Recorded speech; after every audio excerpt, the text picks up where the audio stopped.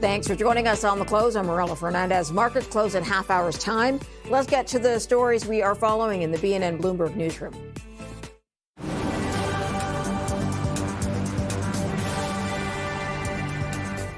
The Bank of Canada holding steady in its last interest rate decision of 2025, keeping the overnight rate at 2.25%.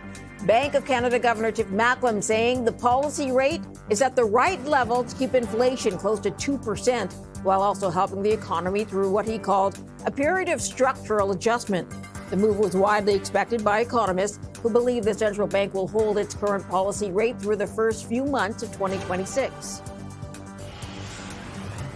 U.S. Federal Reserve officials delivered a third consecutive interest rate reduction and maintained their outlook for just one cut in 2026. The benchmark federal funds rate was lowered by a quarter point to a range of 3.5 to 3.75%. Prices in the U.S. have gone up 2.8% through September, which is still higher than the bank's 2% target. Air Transat and the Airline Pilots Association have reached a tentative deal averting a strike. It comes after more than 11 months of negotiation. Air Transat says operations will return to normal after canceling some flights. No details of the deal have been shared, but the union had been aiming for better wages, job security, and better quality of life. Union members are expected to vote on that deal in the coming days.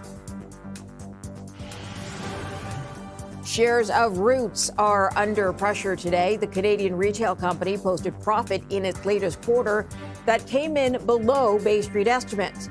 Roots says the decline was because of adjustments tied to employee share-based payments. On the upside, the company saw a nearly 7% jump in revenue in the quarter, boosted by same-store sales and direct-to-consumer sales.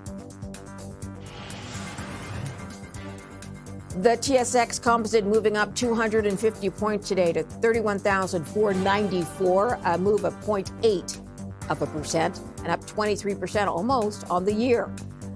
Across the border, the S&P 500, after that rate cut announcement, gaining 56 points on the hour. Dow Jones 609-point move today. That's 1.3% up. And the Nasdaq gaining 116 points. So far, it's up 0.5%.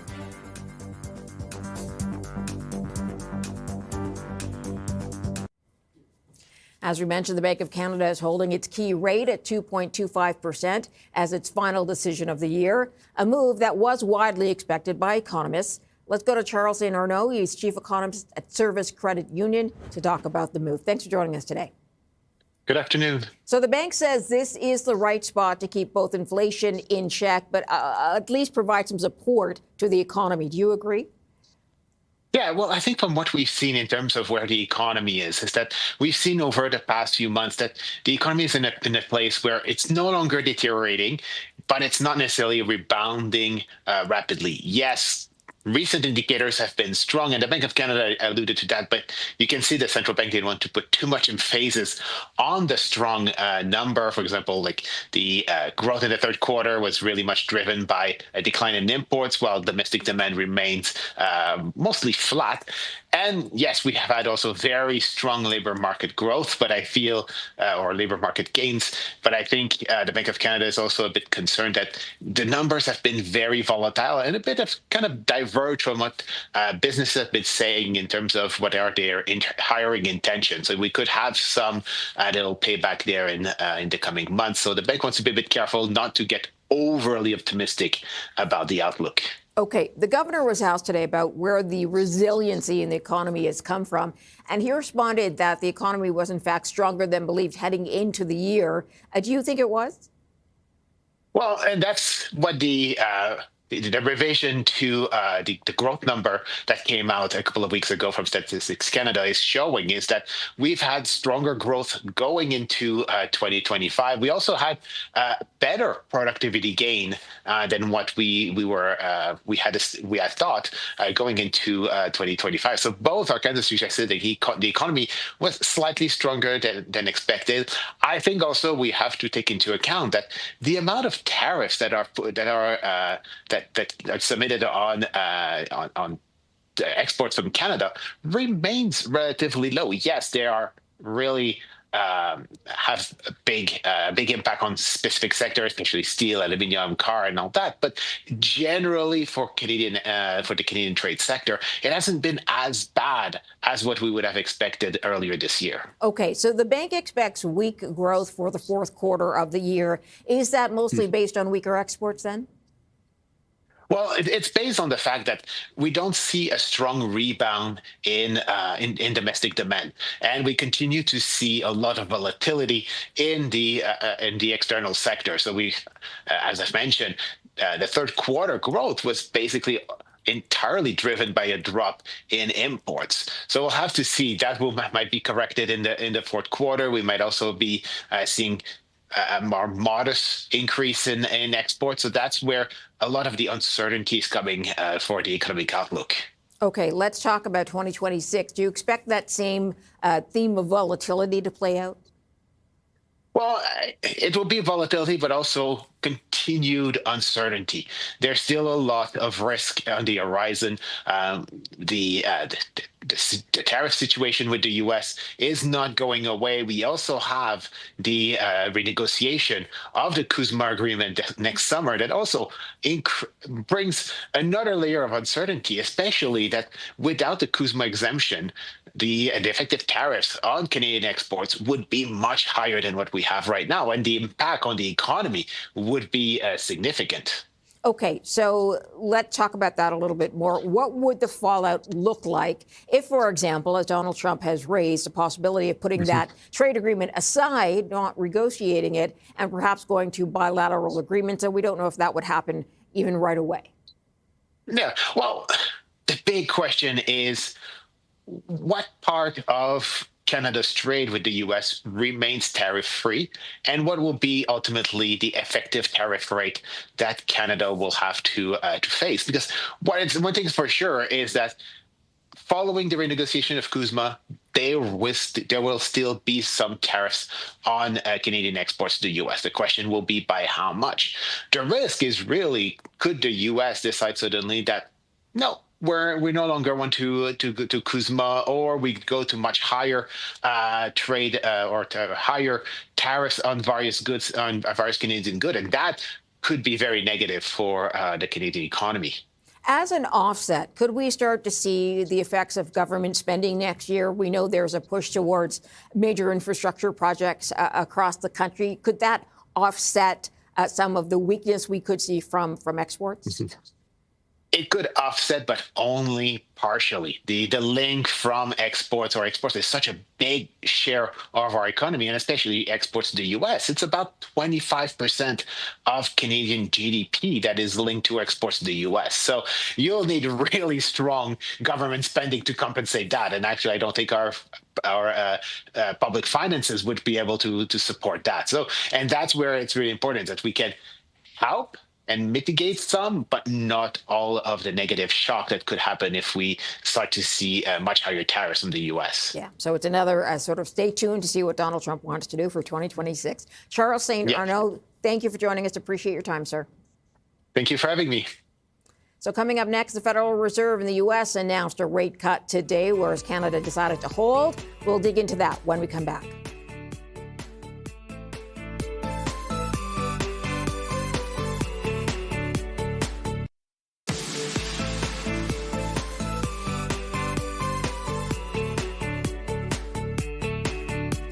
As expected, the U.S. Federal Reserve did cut rates, but the path forward on expected cuts has taken a turn. Let's go to Carl Tannenbaum, former senior vice president of the Chicago Fed. He joins us now to talk some more. Thank you for your time today. Glad to be with you. So the wording around this rate cut seems to have changed. Does it signal, you think, less certainty about cuts in the new year? I think that's a fair interpretation. My sense is that the chairman of the Fed really had to wrestle with his committee to reach this outcome. As you saw from the numbers, we had 3 dissents this time from 2 last time. I would also note how unique it is to have dissents on either side of the decision, which we've now had for the last 2 meetings. The division was also evident in the forward-looking projections that they shared with us, in particular, the participants' views over what an appropriate path for interest rates would be over the next 12 months.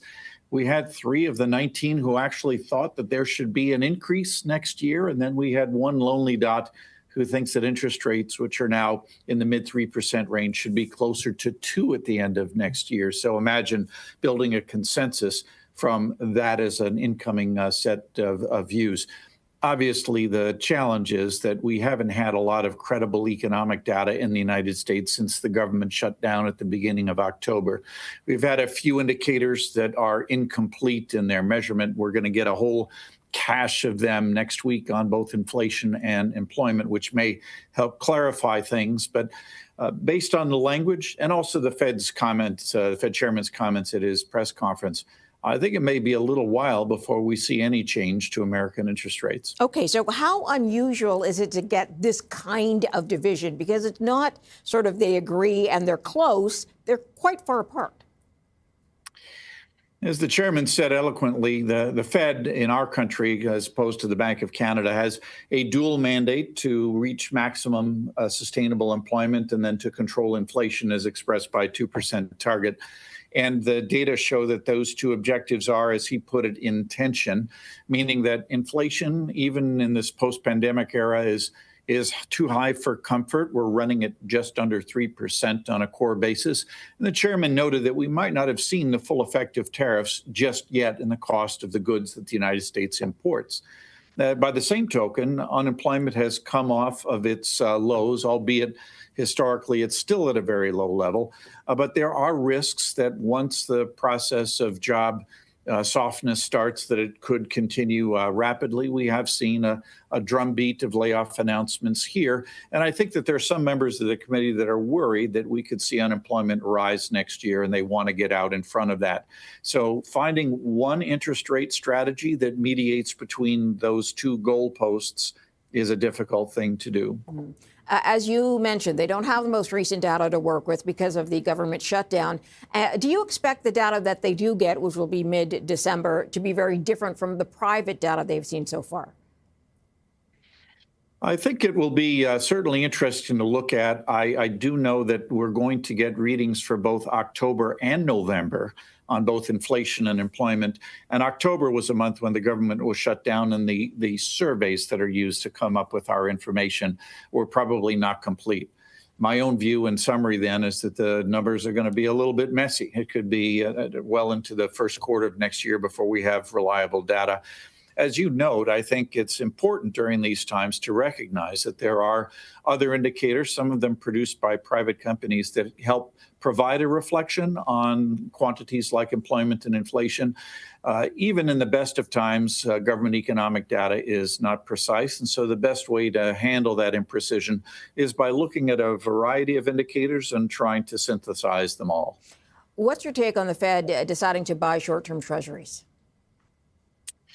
There's been a lot made of that. We've certainly been watching short-term trading here in the United States. The Fed itself obviously sets a range for where it wants overnight rates to be and then tries to use its operations to manage the rate in between those guideposts. They've had a hard time of that. And it's because there are apparent lacks of liquidity in some parts of our money markets. And so the step that they took today, announcing that they, for their own account, would be buying more short-term Treasury bills, is an attempt to get a little bit more short-term liquidity into the system to facilitate market trading. Careful to note, though, this is not the kind of quantitative easing that they use in order to ease credit when interest rates are near their zero lower bound. So I wouldn't interpret this as being in conflict with what they're doing with interest rates. As many central banks do, the Fed has to make sure that investors see plenty of bids and asks to keep the markets fluid. You also mentioned there's still to come sort of a look at tariffs working their full way through the American economy. Because the president has changed rates on countries, does not have trade deals in place with some of the major partners like China. Should this be a constant expectation over the next couple of years that there will remain this threat of tariff uncertainty?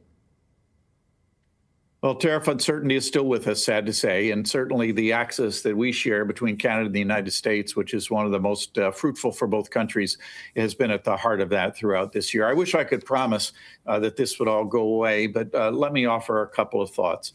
First, during the course of this year, the tariff uncertainty has clearly settled, as has the effective tariff rate. So, prompted by the uncertainty, many Canadian companies have made sure that what they send to the United States is compliant with the agreement that we share. And so I'm beginning to see, and also the president's a little more concerned about pocketbook issues going into next year's midterm election. So maybe he'll take the edge off of some of the tariff talk. But as the previous speaker noted, we do have the renegotiation of our North American agreement coming up. A lot of views out there. I certainly hope that we come to a consensus that recognizes that we are much better economically together than we are divided. Carl Tannenbaum, thanks very much for joining us. Appreciate your time, sir. So investors are digesting the Bank of Canada and the U.S. Federal Reserve announcements today. We'll have more on that and what the stock market reaction looked like in a moment.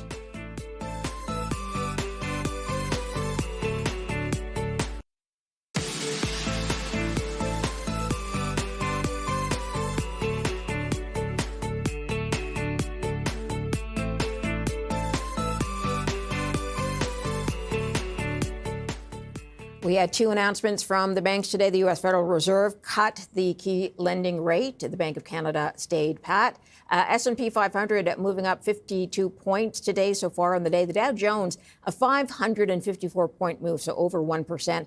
And the Nasdaq, a 109-point gain right now, up almost 0.5%. Let's go to Thomas Martin. He's Senior Portfolio Manager at Globalt Investments, and we could talk a little bit about the shakeout with him. Thanks for joining us today. Great. Thanks for having me on your program. So no surprise on the expected cut, but what's your take on the commentary by the chair? What was your big takeaway? Well, the takeaway was that they are most likely done for a little bit, and that was exemplified by the rates of the odds of a January cut or not cut going up to 90%. So I think the market took away that same thing. They think they're in a good place, slightly to the north of neutral. And the thing that I took away, which was kind of buried deep in the Q&A, was that the focus on keeping growth going, that you do that if you can, if inflation's okay. It's not at their target, but if it's okay, you need growth to be able to increase affordability and to kind of lift all boats by keeping people employed and the economy humming. Much of the concern has been around weakness in the labor market. And that being said, they don't have the latest data because of the shutdown in Washington. Do you expect any surprises from the job data, which is going to come out mid-month?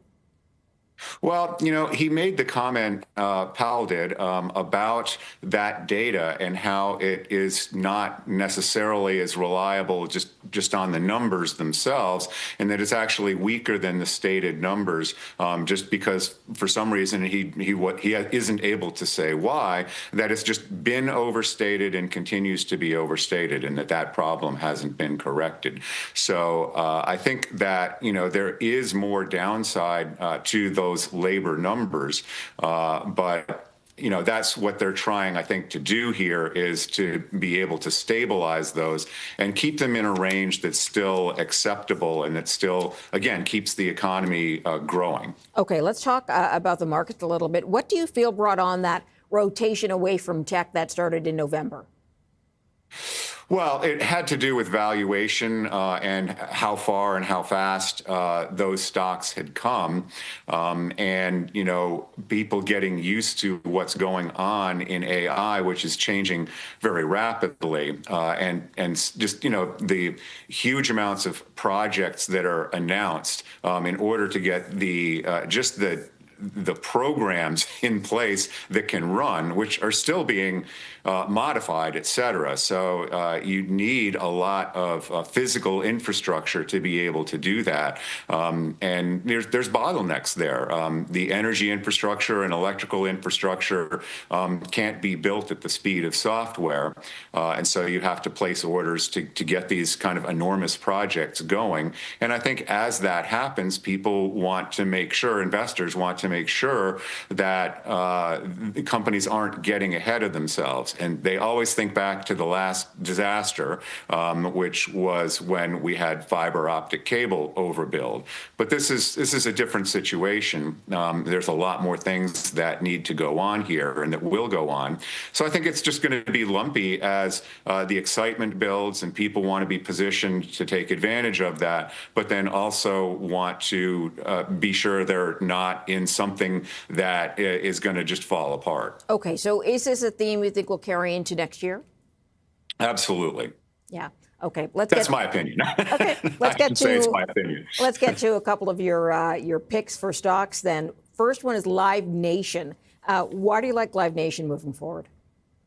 Well, so this one has really nothing to do with AI per se. What it has to do with people's thirst for entertainment and for companies' thirst for people's eyeballs and attention.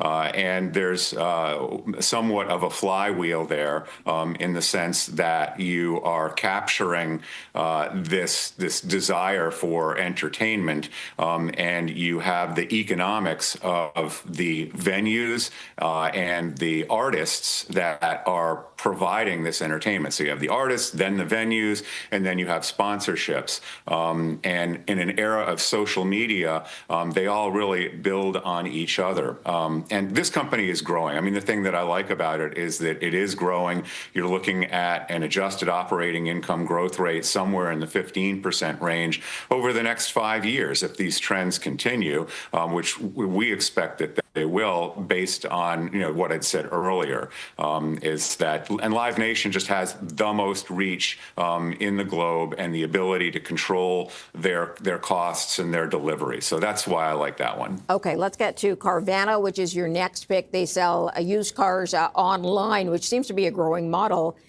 Do they have a lot of growth?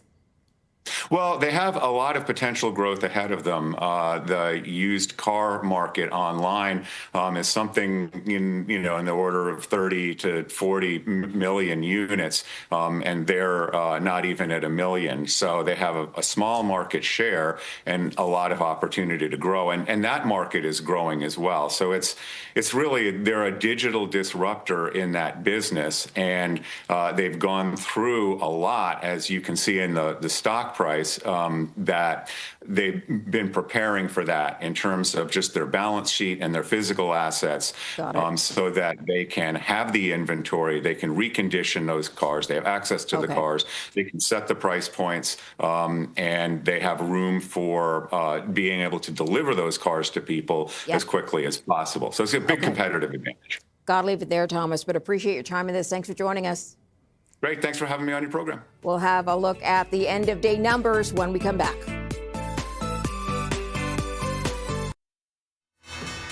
Here are the end of day closing bells at the NASDAQ. The National Kidney Foundation ringing the closing bell. In New York, Atlantic Union Bank share celebrating its 2025 Investors Day. You're watching the close on BNN Bloomberg. I'm Morella Fernandez. Here's how we ended the day on Bay Street and Wall Street.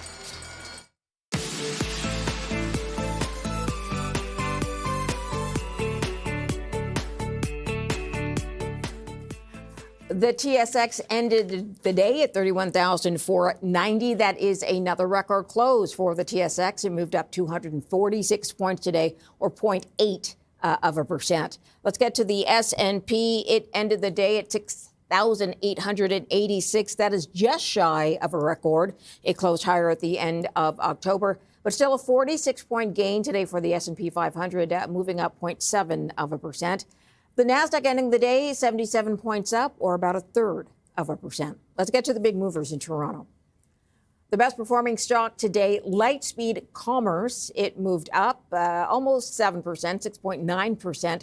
It's still down over 28% on the year, but a gain today of $1.11 per share. Let's get to G Mining Ventures. It gained 6% today. $2.10 was the move to $36.82, and it's up over 200% in the last year. Linamar also gaining today, 4.6% move up, or $3.59. It's up 29% on the year. And on the flip side, in the red, Perpetua Resources is down 3.8%, $1.41 loss per share, taking share price to $35.42. Bombardier also trading down today. It lost almost 6%, or $13.18 a share, taking the share price at $209.07.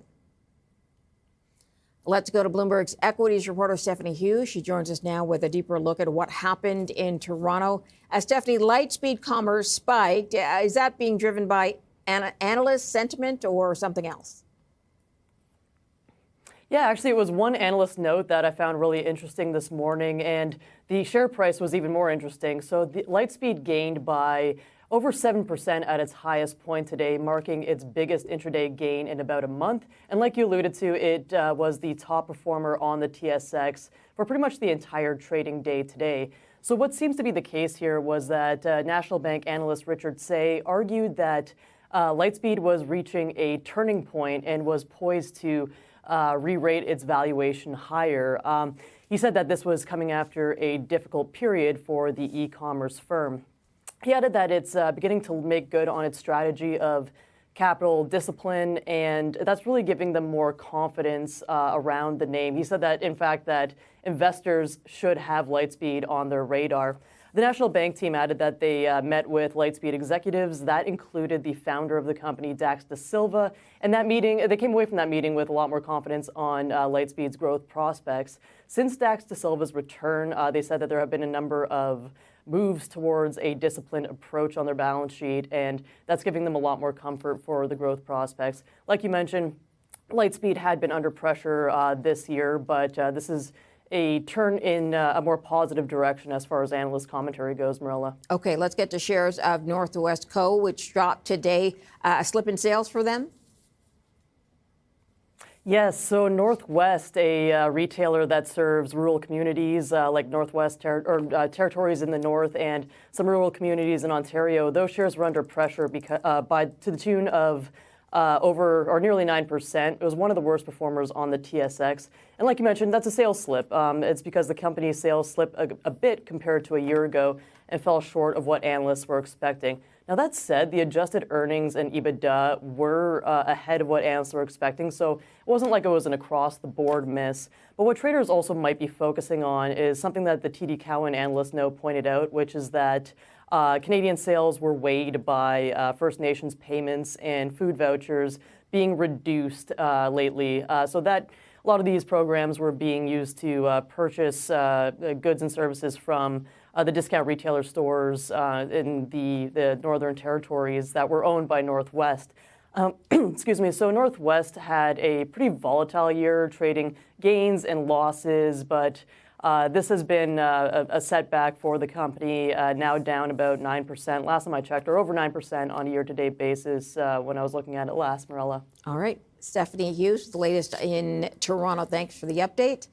Let's go south of the border and check on movers there with Bloomberg senior equities reporter Bailey Lipschultz. All right, Bailey, GE Vernova soars, but that was after raising guidance. So what led to that?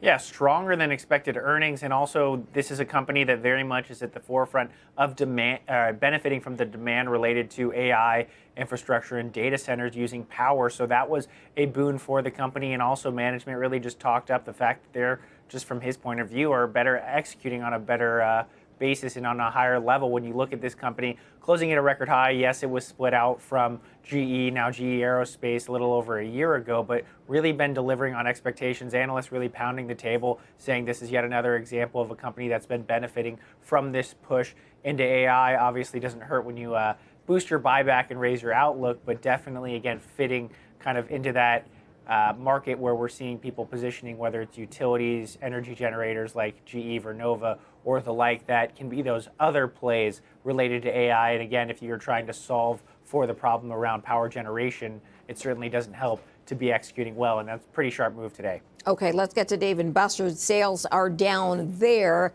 but still the stock went higher. So what's going on? Yeah, this is a small company. It's been pretty beaten down, pretty heavily shorted. Yes, the headline numbers were weaker than many analysts and investors were looking for, but actually when you look at management commentary over the last few months, it does seem like they're hitting a bit of an inflection point. So comp sales for those months are up year over year, better than analysts were expecting. A few analysts kind of pointing out that maybe this is a step in the right direction as the company kind of rethinks its strategy. Again, not really a signaling of the all clear. Looking through management commentary, it's cautiously optimistic, but it certainly is a step in the right direction. As we know, Dave & Buster's, it kind of operates arcades for adults. So if we are seeing potentially consumers cutting back spending, the big question is, will they go to things like a Dave & Buster's? But when you look at the results, you look at these recent comp sales, pretty optimistic, at least, on what we're seeing in October, November. Okay, let's get to Lyft and Uber falling, and that's because of something Wedbush had to draw attention to, which is Tesla and Waymo. Yeah, Waymo, according to Wedbush, really kind of stepping up its game. So Google's autonomous driving unit really better than expectations. This is such a closely watched kind of dynamic. If we do see autonomous vehicles, what does that mean for Uber and Lyft in terms of rideshare, in terms of things like what DoorDash is doing, ordering groceries? So it didn't seem like that Wedbush flag about that threat. Again, not necessarily novel, not necessarily new, but we did see those stocks under quite a bit of pressure. Again, having some of their worst days since earlier this year around April when the tariffs were causing turmoil across markets. So the big question going forward will be, what is the TAM of the kind of autonomous vehicle business? How does the likes of a Tesla or a Waymo fit into those plans? And is it going to be kind of a winner take all, winner take most? Or will Uber and Lyft, with their kind of first mover advantage to a degree already being on most folks' smartphones, have the ability to kind of fend off that rivalry? Wedbush, as you mentioned, coming out a bit cautious, and that did trigger some sell-off, whether it's profit-taking or a little bit of consternation going into year-end remains to be seen. But those were some pretty big moves. All right, Bailey Lipschultz with the update in the U.S. Thank you for that. Up next, markets have started to ascend their way back to record highs following a rate cut by the U.S. Federal Reserve. More in a moment.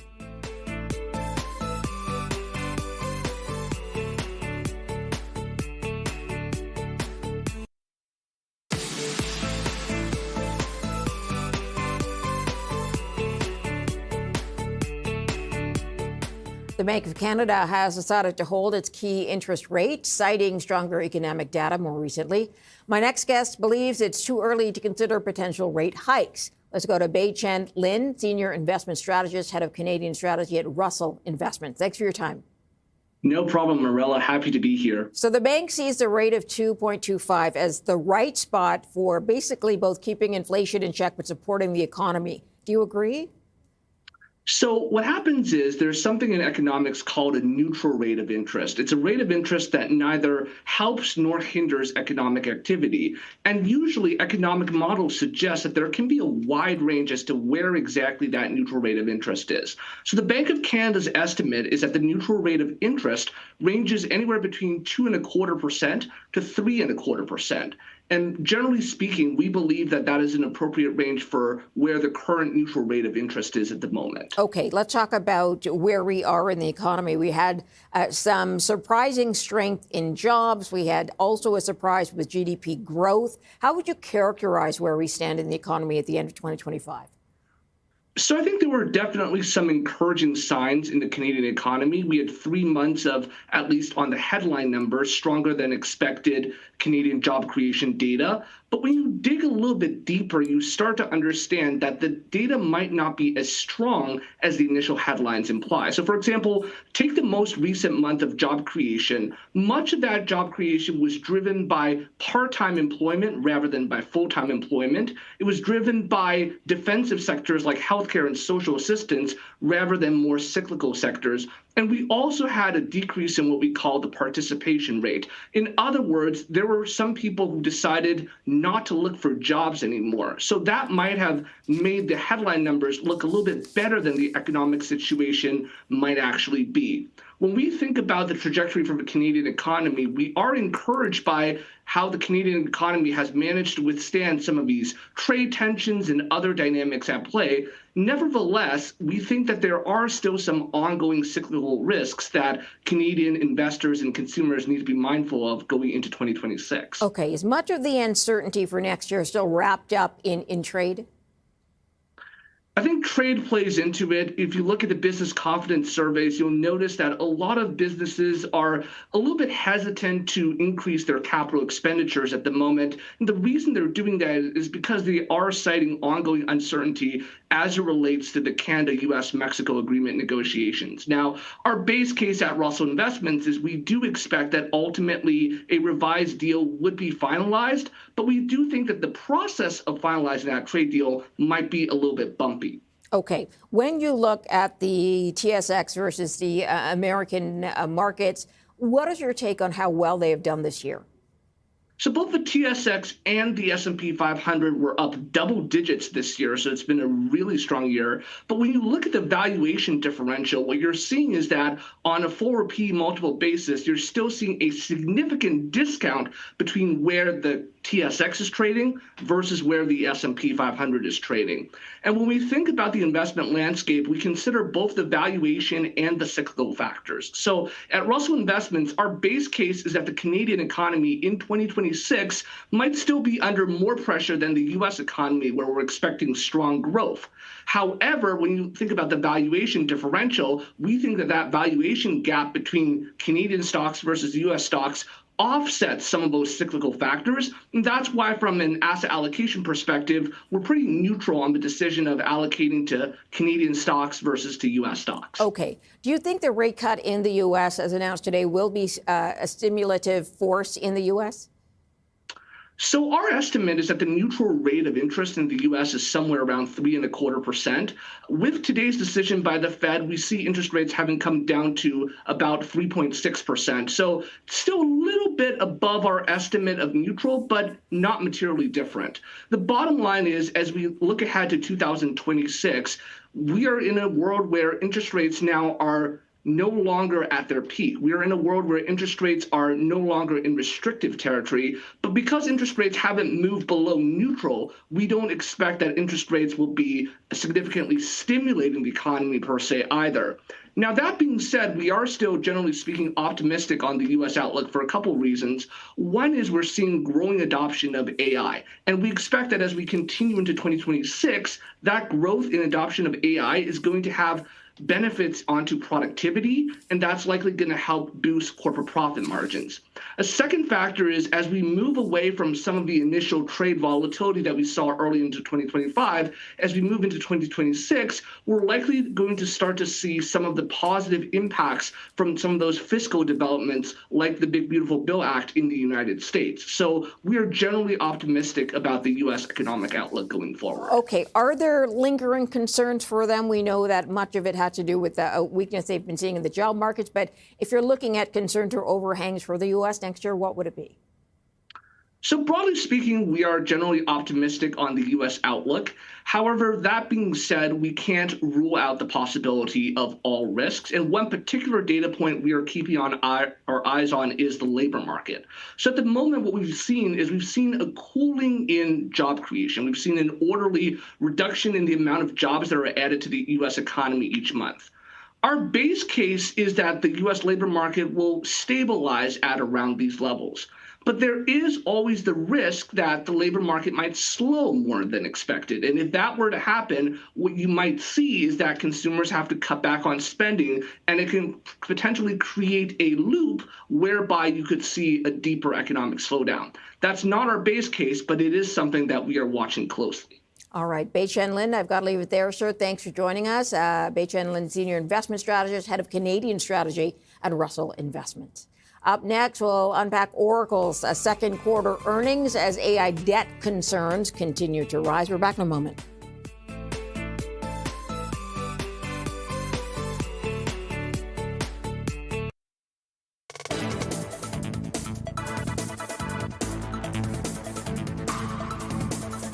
The second quarter report for earnings coming in from Oracle right now. Here are the numbers coming into the newsroom.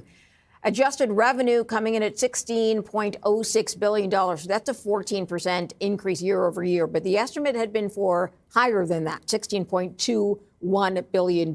So a miss on adjusted revenue, and that was a Bloomberg consensus. Adjusted earnings per share coming in at $2.26 versus $1.47 year over year.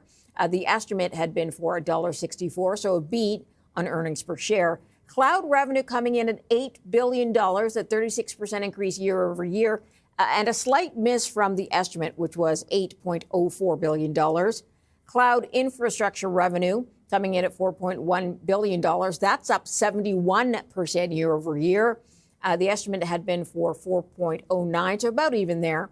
Software revenue coming in at $5.88 billion, and that's down year over year. The estimate had been for 603, so a miss on the revenue for software. And then hardware revenue, $776 million. That is 6% better than last year. The estimate had been for 716.7. So actually a pretty good beat on hardware revenue for Oracle. Let's go to Angelo Zeno. He's equity analyst and senior vice president at CFRA to talk about the results. Thanks for joining us. Great. Thanks for having me. A bit of a mixed result here. Some misses, some beats. Did Oracle, you think, deliver on what it's promising investors? Well, I mean, I'd say kind of going into the print here, what everyone cared most about is probably what you can't get out of the print here. But I mean, we did see some good stuff. I mean, we saw the bookings number, I think was about $523 billion. It was slightly above our expectations. That's a good number. It actually showed a little bit more diversification versus what we saw last quarter. They did highlight, new contracts with the likes of the Metas and Nvidias of the world, and not necessarily surprised given they highlighted some of that at an analyst event just about a month and a half ago. But nonetheless, I mean, good to hear. And then I would say, as far as the actual numbers are concerned on the revenue side, it was a slight miss. They're doing well on the infrastructure as a service side, and that's really the growth trajectory here over the next couple of years. It's that cloud build, right? But what was showing some weakness looks like it was more software centric in nature. And, they do have a legacy side to software, but they also do have NetSuite and Fusion,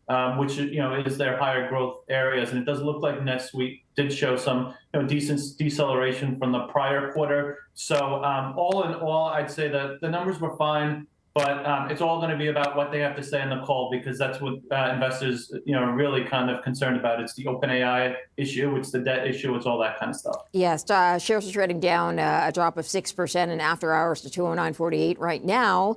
As you mentioned, this is a company with a lot of debt. And what do you want to hear on that phone call?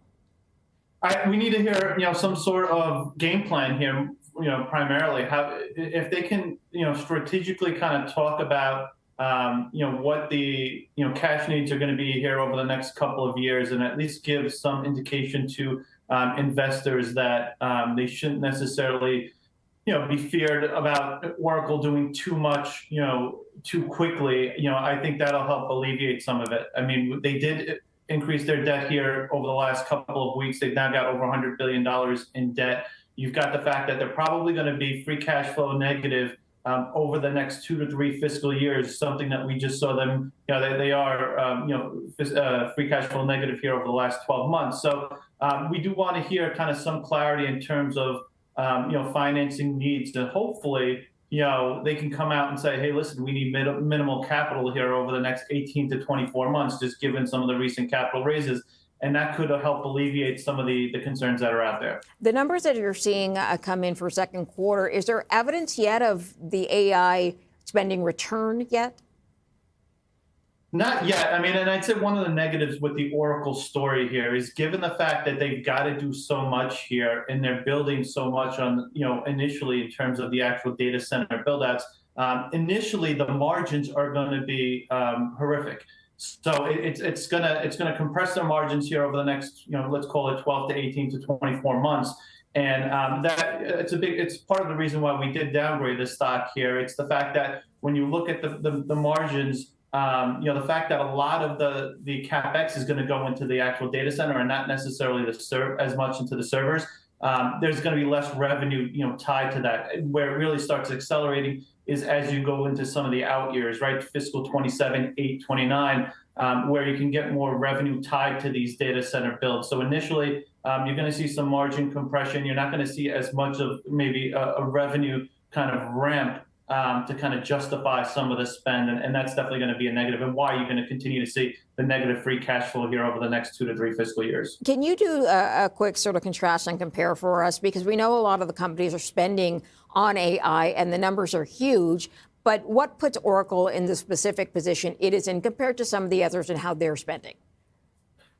I mean, listen, I think when you look at Oracle, they're generating actually good cash flow from operations. They're going to generate about 25 to 30 billion in cash flow from operations this year. The problem with Oracle, or the Oracle story, if you're looking at it from a debt perspective and a free cash flow perspective, is they've got this hockey stick type of growth in terms of their infrastructure as a infrastructure business. So when you think about that, they're looking to essentially 9x their revenue here over the next 5 years on that side. So their CapEx spend is going to go from, let's call it 35 billion this year to 85, 90 billion on an annual basis by the end of the decade. So it's going to take time before you can actually see that revenue trajectory really ramp up to kind of match that free cash flow, which is why they're in the conundrum they're in. And the fact that the matter is, listen, they're coming into this already in a heavily net debt position, in the sense that they've made a ton of acquisitions here over the last 2 decades, right? And they've leveraged the balance sheet a lot to do those acquisitions. So they were coming into this already with a lot of debt. So when you compare them to the likes of a Microsoft or an Alphabet and what they're doing with their cloud initiative, one, they're trying to kind of accelerate that growth to a much greater extent to the others, because they've only got 2% market share on the cloud side. But the other fact of the matter is, they're not generating as much free cash flow as these other companies as well. All right, Angelo, I'm going to leave it there. Appreciate you joining us on this. Angelo is, equity analyst, senior vice president, CFRA. Coming up next, Adobe also reporting results. We'll bring those to you after the break.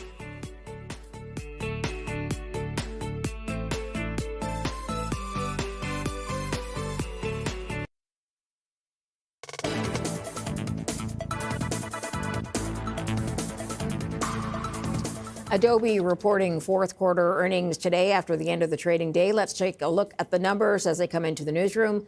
So for the fourth quarter, adjusted earnings per share for Adobe coming in at $5.50 versus $4.81. So that's where it was last year. So a beat there. The estimate had been for $5.39. Revenue coming in at $6.2 billion, essentially. It's a 10% increase from last year. And the estimate had been for $6.11 billion, so a bit of a beat for revenue for Adobe.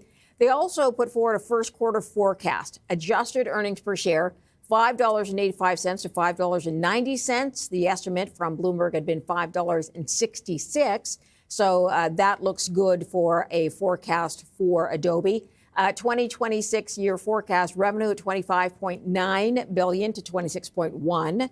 The estimate had been 25.9, so right in the lower end of that range. All right, let's break down the numbers with Matthew Swanson, software analyst from RBC Capital Markets. Thanks for joining us today. What is your first read of the numbers? Yeah, thank you so much for having me. I was really excited when I saw the numbers, because the biggest thing we've been working on with Adobe throughout this year is really cutting down noise so we can get back to looking at the long-term thematics and really building up some of the sentiment that has been troublesome for them around the Gen AI monetization. So as you mentioned, still showing strong profitability, which has been a hallmark of Adobe for a long time. We're seeing the revenue growth come in above consensus, both for the quarter and in the guidance, and then another double-digit ARR guide for next year. How do you cut down on the noise when there are clear questions about rolling out of software in a time of AI? Yeah, no, I think it's a really good question. I think it's a really important question when we talk about Adobe. One of the things we keep talking about is we feel like there's been a better story than storytelling during 2025 for Adobe. And a lot of that has to do with the crossroads you just mentioned, which is competition and Gen AI.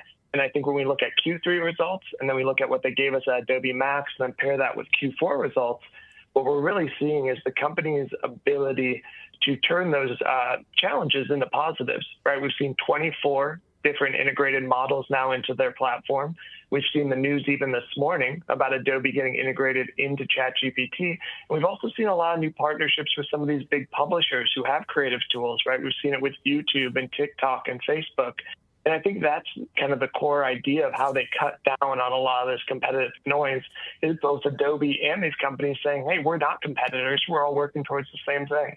Okay, tell me how the ChatGPT agreement could work for them. Essentially, they're allowing some of their software, people who are used to using their software, to now access it through ChatGPT. Yeah, absolutely. And this goes back to the idea of Adobe's kind of right to win as a very common buzzword we're hearing across Gen AI, the orchestration layer, right? The orchestration layer of digital assets.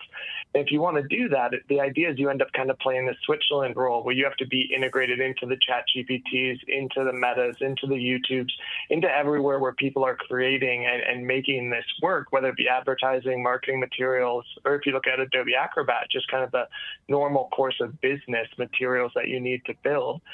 The area that we're going to continue to get a moderate amount of pushback early on here is, if you read the press release, we're not quite sure yet exactly how the pricing and the monetization works.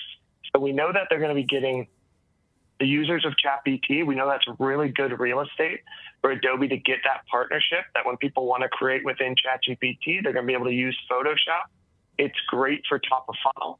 But in terms of some of the more of the bear thesis that keeps kind of saying, when does ARR reaccelerate? Where's the monetization? We're still a bit more in a wait and see period for that. Do you think perhaps it's a trial of how it works with ChatGPT and then an announcement to come of revenue from that?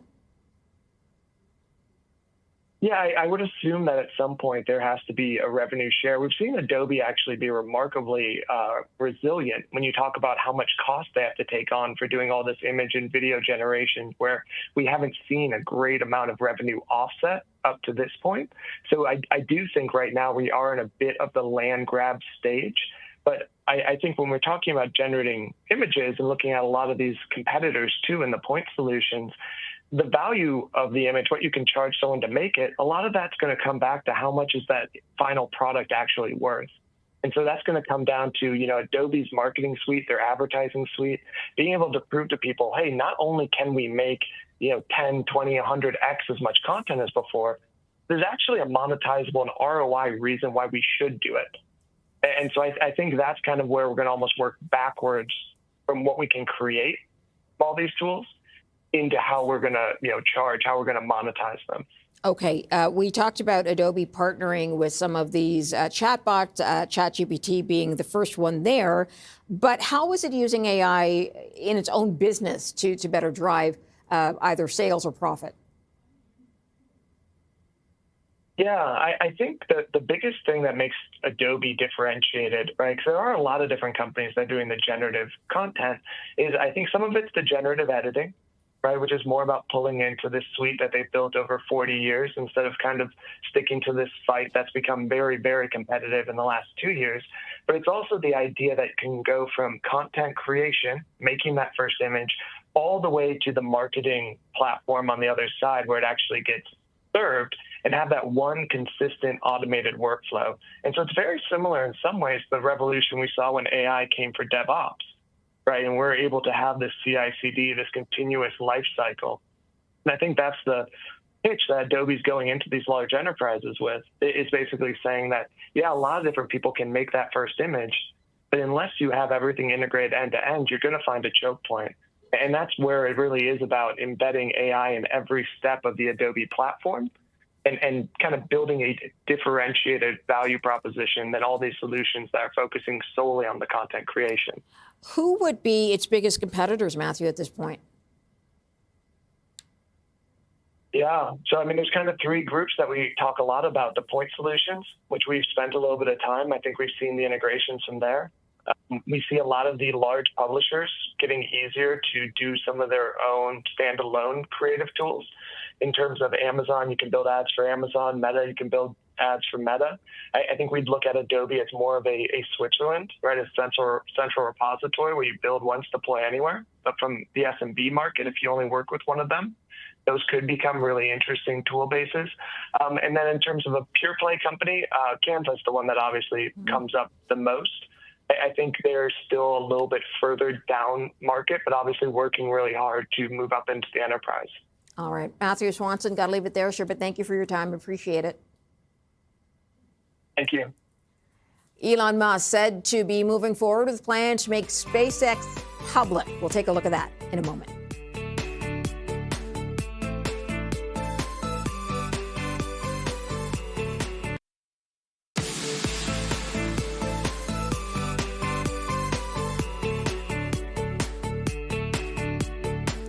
There are reports that Elon Musk's SpaceX will pursue an IPO in 2026, targeting a valuation of about $1.5 trillion. Let's talk about that and what it looks like with Jeff Park, CEO and director of Stack Capital Group. Thanks for joining us today. Thanks for having me. So, Jeff, your fund invests in SpaceX. Were there any rumors previous to the more recent ones that there could be a public offering? We saw before back in 2020, 2022, they thought about going public back at that point in time when Tesla was public, but the volatility of Tesla, that kind of delayed their plans. But they've gotten to such a large, sizable base of users on the Starlink side that it's kind of about time for them to jump into the public markets. Okay, what would be the benefit of them doing this? I would say two things. One of the things that if you're a private company, you have more than 2,000 shareholders, you start having to increase the amount of reporting that you have to do. So at that point in time, it just makes more sense to be a public company. So they could be broaching up against that. But additionally, on top of that, being a public company, there's a lot of passive funds out there in the public markets that I can tell you that's sizable of a business. A lot of people are going to want that in their portfolio. So it gives additional individuals access. It gives those passive funds access. And a lot of those passive funds, they don't really think about valuation. So there's a lot of demand in terms of buying that company in the public markets. Okay. What would happen or need to happen before an IPO to get the numbers to where they want to get them to? I would say they're already there today. This business is one of the best growth businesses that we've seen, especially over my career. When you can have two monopolies in one business, from the Starship side and Falcon 9, in terms of that's the launch capabilities that they have, and then additionally on the Starlink side, they've almost hit north of 9 million subscribers on Starlink. So people who have a cabin and they don't have access to internet, or it could be John Deere and they're trying to do precision agriculture in the middle of Brazil and doesn't have access. Those companies right there, so many of them are picking up Starlink and adding that to the underlying business, that it creates a stable revenue stream for the company to come out into the public markets. And that's the thing that they've really been waiting for. Okay, so I think you just answered the question, but how much of the timing here has to do with the Starlink success? I would say, once again, they're already there. 9 million subs just on the Starlink side of that business. Like you are a sizable business there alone. Like overall revenues, you're talking about north of 15 billion, and there's chatter next year around 25 billion plus in revenues. That's a big business to bring out into the public market. What would this mean for Musk himself? It would mean he's done a fantastic job at creating value, not only for himself, but value for individuals that work at SpaceX, businesses that participate in the SpaceX ecosystem. There's a lot of people who are going to create a lot of wealth, and from those individuals will then go out there in the world and probably create new businesses. So it's stunning and very impressive with what Musk has been able to build and what he's been able to do for the community of people out there. There has been suggestion that perhaps they roll out Starlink as its own. What do you think of the idea of splitting it up? There's been chatter before of like, okay, you carve the business into two components, right? You carve it into the launch capabilities and you carve it into the Starlink side. Starlink, it's just easily recognizable revenues that are consistent. On the Starship side, it's a little bit more lumpy, but still, like, do you need to take that out and just launch Starlink in terms of an IPO? I think it probably just goes out into one individual company would be my bet. But there has been chatter about bringing two components out, one being Starlink and one being and leaving the Starship side private. As an investor, is there a preference for you? I'd prefer the entire thing to come out at one. I think it would be one of the biggest blockbuster IPOs to hit the market. You're talking about a business that chatter is for 2026, 1.5 trillion. The only other company that's come close to this, actually, it's come close to this, Saudi Aramco, $1.5 trillion IPO. So I would say I would like everything to come out in one. I think there's a lot of value for people. I think there's a lot of value creation that's going to happen in the public market from people being able to buy it. You also have to think additionally, too, like they have a tight float. Elon owns a lot of the company. Google owns a portion of it. Fidelity owns a portion of it. So that tight float mixed with so much investor demand and people wanting to play that business, I think it'll be a blockbuster IPO that hits the U.S. exchange. All right, Jeff Parks, got to leave it there, sir, but thank you for your time. Jeff, CEO, Director of Stack Capital Group. Coming up next, Kirsten Hillman, Canada's ambassador to the U.S., is stepping down. We'll get more details in just a moment.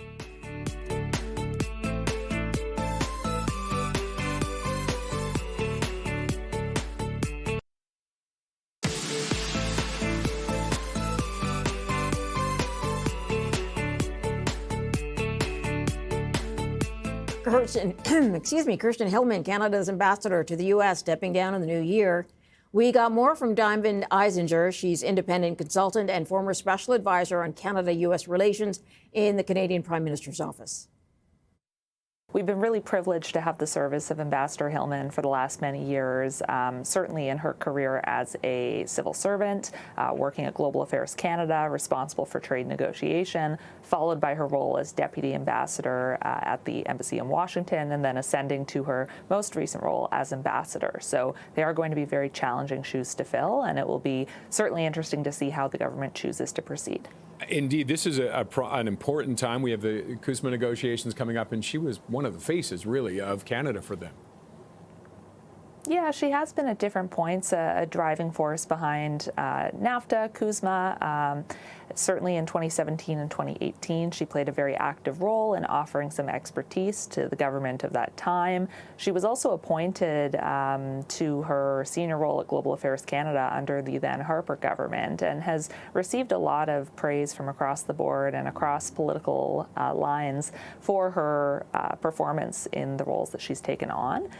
One of the things that she's uniquely brought to the table is that lengthy career in trade negotiation, in being a trained lawyer, for example, that are skills that you don't always necessarily see in these appointments that are often, especially in destinations like Washington, used as political appointments, as opportunities to find representatives that have, additional skills to bring to the table. And who would be the next replacement? We've heard talk of Mark Wiseman, but what will be the key assets that this person has to bring to that position? Yeah, I'd be unwise to suggest who the exact person should be, or rather who the government will end up selecting. We've heard from the Prime Minister today that things are still in the works, and we'll believe it when a final announcement is made of who. But a balance of skills and experience is ideal, particularly the ability to engage a pretty diverse cross-section of Canadian stakeholders. That's a major part of the role, not just from the business community, but from civil society, labor leaders, others, to make sure that their interests and concerns are represented in talks with the U.S., not just about CUSMA, but about a whole range of topics that we have in common between our two countries. You also need to have the ability to establish and maintain a great relationship with your American counterparts, to deal with the many day-to-day issues that again arise as part of your posting in Washington, and then as well have a great rapport with the team back in Ottawa. The role of ambassador is, I think, most effective when that individual has the trust, the respect, the autonomy to proceed in the ways that they need to get their role done, and to have the access in reverse when issues are emerging in the U.S. to have conversations, for example, with the Canadian Prime Minister or with their team. So all of those factors will be balanced going forward as the government decides who they are going to make our new representative sometime in the new year. I know you don't want to name names, but do you see this staying internal, or do you see them looking outside for the next person? The next ambassador? Yeah, it's hard to say based on the commentary, as you've alluded to. I mean, there's some suggestion that it could be, for example, someone like Mark Wiseman or someone from the business community. I think that would be consistent, certainly, with the view that this government has taken of wanting to attract, for example, further investment to Canada, to bolster our relationships with businesses in Canada and all around the world. One of the challenges, though, too, is having someone come into this role who, again, has that breadth of understanding from all all of the different facets of the role. It is a very complex one, but every ambassador will also shape their position in the way that makes sense for them and their skills. At different points, we may be better served, for example, to have someone who's a real technical expert. At other times, someone who's great at relationship building. So all those pieces can be balanced as government chooses who the next representative will be. And of course, the relationship with the president is always interesting, shall we say, that would require a special skill set. Yeah, absolutely. Although the ambassador themselves, I mean, they are responsible for the general management of the relationship between the two countries, certainly at times dealing with cabinet secretaries or senior administration officials. I don't think it's so essential, for example, that the ambassador have the ability to hold a relationship with the U.S. president. That is typically a responsibility that would be taken on by our Canadian Prime Minister as counterparts, as equals at a table or in conversation. So as long as they have a good handhold on the overall objectives at hand, they have that trust and that rapport in all directions. Ambassador Hillman has been tremendously effective in her role and also in receiving that sort of respect and praise from all sorts of corners of Canada and the U.S. who have really enjoyed working with her. So the next person will have certainly large shoes to fill. And where do you see the ambassador ending up with her incredible accomplishments and the accolades for her? What do you think is next for her? Anyone would be lucky to have Ambassador Hillman in some capacity working with them. I believe from her statement that she made yesterday, she's alluded to her willingness and ability to remain available to government as needed.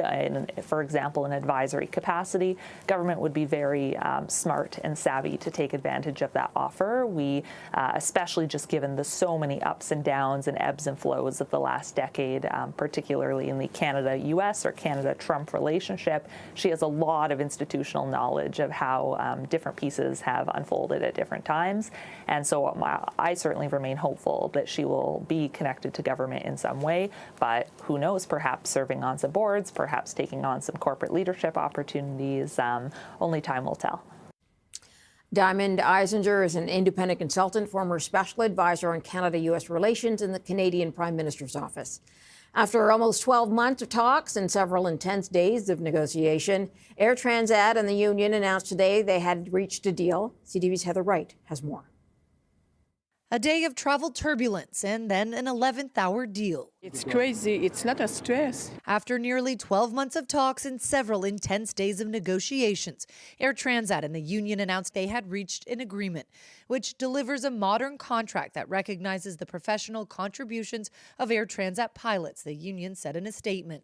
Air Transat pilots had never walked off the job in the airline's history, but they threatened to do so during the start of the busy holiday travel season, leading to more than a dozen canceled flights as the airline worked to bring passengers and planes back to Canada. The pilots are represented by the Airline Pilots Association, the same union that negotiated last fall's deal for Air Canada pilots, who got a 42% pay bump.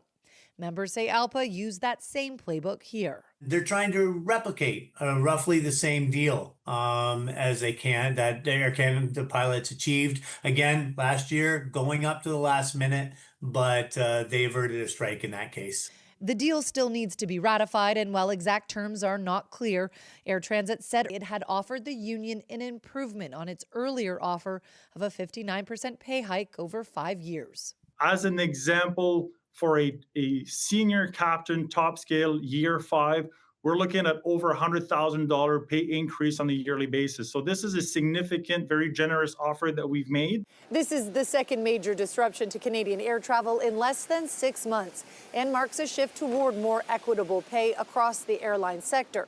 Just as Air Transat pilots are looking for compensation similar to what other airlines pay, it is expected that flight attendants will want a deal like the one their counterparts at Air Canada got when they went on strike back in August. CTV's Heather Wright reporting there. A recap of earnings before the end of the show here. Adobe reported after hours and gave an outlook for revenue in the coming year. The top analyst estimates that moved Adobe stock up right now. As you can see, it's at $345. Oracle shares moving down opposite direction after that company posted disappointing cloud revenue, suggesting that it is going to take longer than expected for the company's big, huge AI bookings to pay off. They spent a lot of money trying to build out the data centers here, and they are a company that has taken on a lot of debt to do that. Thanks for joining us today on The Close. We'll see you back here tomorrow.